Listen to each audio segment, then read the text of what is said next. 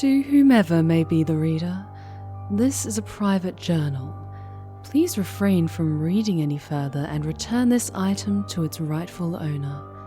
You may find me using the map provided. Thank you.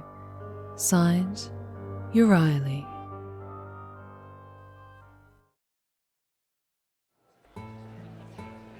It's been quite some time since I've stepped foot in this grand city. Much has changed in my absence. The miserly workers had been replaced with cheerful men and women talking of the most recent battles in the King's Arena. They also talk of a valiant champion who will be fighting in the arena later in the day. I tried to brush off the chatter, but as I wandered about, all I heard was more and more of this man's heroic feats. With my interest piqued, I'll be making my way to the gladiatorial ring soon. Typical. I took a wrong turn on my way to the arena and ended up in a rather droll part of the city, which served as a home to many vulgar and unscrupulous individuals. It was only predictable that I would be stopped by a group of these thugs, looking to strip me of my belongings. A rather poor choice of words and hands that touched places they shouldn't have resulted in an unpleasant series of events that took up more of my time than I had hoped. The praised hero would begin his fight soon, so I hastily picked up my mirror and made my way to the Colosseum.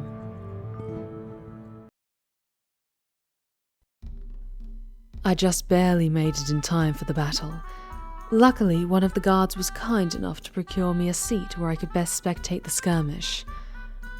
As the gates opened, a single man emerged, and I sat amongst the crowd in awe. The audience cheered in excitement. The warrior was the physical embodiment of perfection. His chiseled body told of a man who'd seen rigorous battles, while his long flowing hair would have many believe he was born from the gods. In one hand he held a fisherman's net, and in the other an ornate trident. He was so perfect that I had reason to believe he had attained his beauty through obscure means, just as I had. Amongst the crowd's cheering admiration, the hero's adversary appeared. On the opposite side of the arena, a rusted gate opened, and what emerged was a behemoth, pulled in chains by beastmasters. It was a creature from a children's tale, a hulking monster covered in iron spikes and decorated with scars. The citizens greeted this thing with mocking shouts and vulgar insults. Despite this menacing beast, the champion did not show an ounce of fear, but instead smirked with confidence.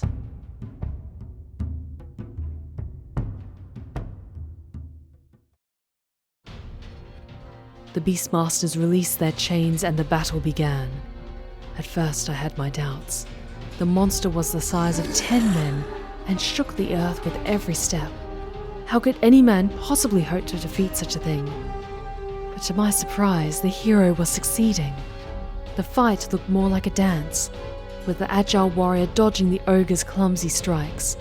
He stabbed at it with masterful precision, and weaved around the behemoth as it mindlessly swung its boulder fists around in frustration.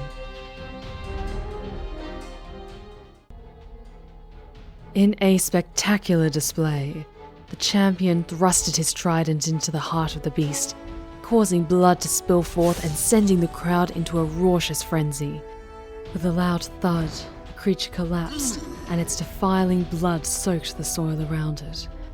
The crowd continued to cheer and applaud as the hero took in their admiration. He bravely walked to the massive corpse and planted one foot on top of its metallic head. He waved to the crowd, and I could have sworn he had turned to me and winked. My heart skipped a beat.